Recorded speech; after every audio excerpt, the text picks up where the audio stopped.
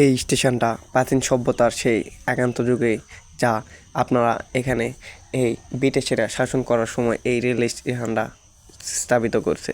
এখান থেকে পূর্ব পাকিস্তান, পশ্চিম পাকিস্তান, এখানে যে 71 সালে যুদ্ধ হয়েছে তার কিছু স্মৃতি রয়েছে এখানটায়।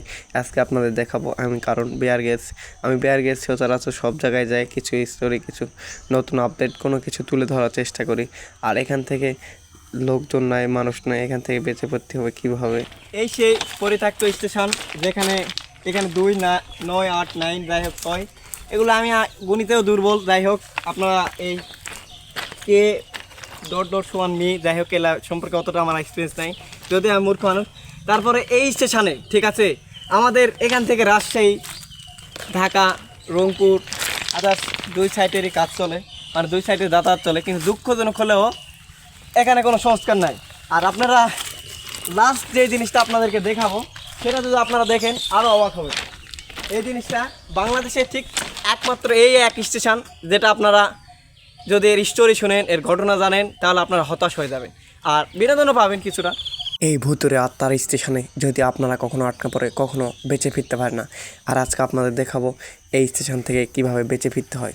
আর এখানে প্রচুর কাঁঠাল গাছ, এই কাঁঠাল খায় কিছুটা টিকবেন, কিন্তু এই কাঁঠালটা যদি আপনি খান আপনার বিচি ছোটো হয়ে যাবে। যাই হোক, সামনের দিকে গুটি গুটি পায়ে এগিয়ে গেলাম, কিন্তু দুঃখজনক হলেও এখানে কোনো কিছু নাই।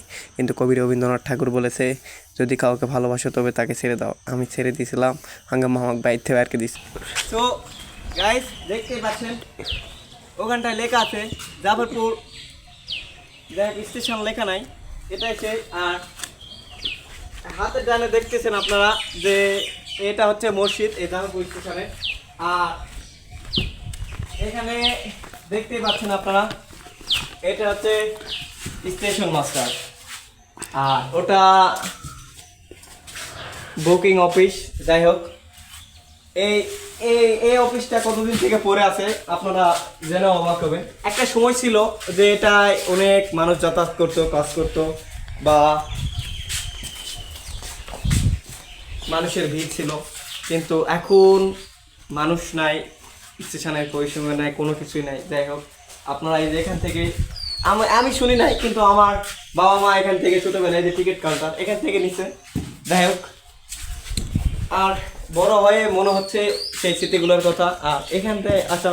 আর আপনারা আজকে আপনাদের দেখাবো এখান থেকে আপনারা কিছু ঘটনা বা কিছু ইতিহাস আপনারা পাই যাবেন।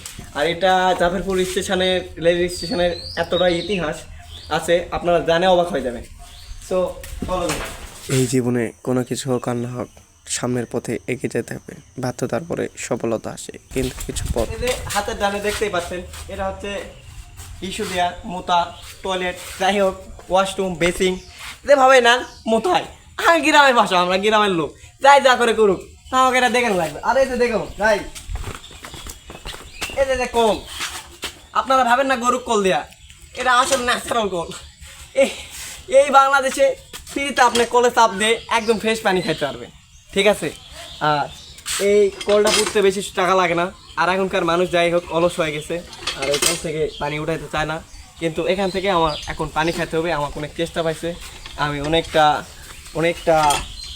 ক্লান্ত।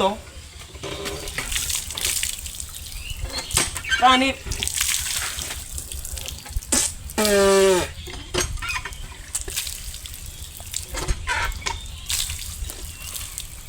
প্রাণীর এই পানির ঘ্রাণটা অনেক ঠিক আছে, কিন্তু মুখে দিলাম এতটাই স্যাঁত আর কচকচে, আপনার ঠিক আমার মামাতো বোন সাদিয়ার মতো।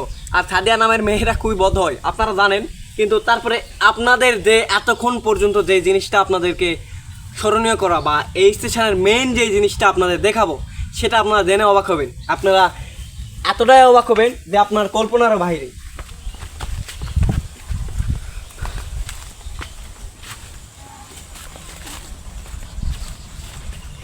এই সেই বাথরুম যে বাংলাদেশের মধ্যে, যাই হোক অনেক দিন পরে এই বাথরুমটায় তালা দেওয়া দেখলাম। না হলে বাংলাদেশে এই একটা বাথরুম যে এই বাথরুমে বাথরুম করলে কোনো টাকা লাগে না, ফ্রিতে একদম বাথরুম করা যায়। এই জাফরপুরে এটা ক্যাপিটাল সিটির থেকেও খারাপ। যাই হোক আপনারা জানে অবাক হবেন, এই সেই বাথরুম কোনো টাকা লাগে না, যে আপনার ফ্রিতে বাথরুম করতে পারেন, পানি সব কিছুই ঠিক আছে। বাঙালি যাই হোক, এখান থেকে দেখতে পাচ্ছেন আপনারা চারিদিকে এতটাই কাঁঠাল গাছ যে জনগণ খালি পিছনেই দায় ভরে। দেখ নেতা খাতার পিছনে দায় দেখ আমার না দিলে হবে।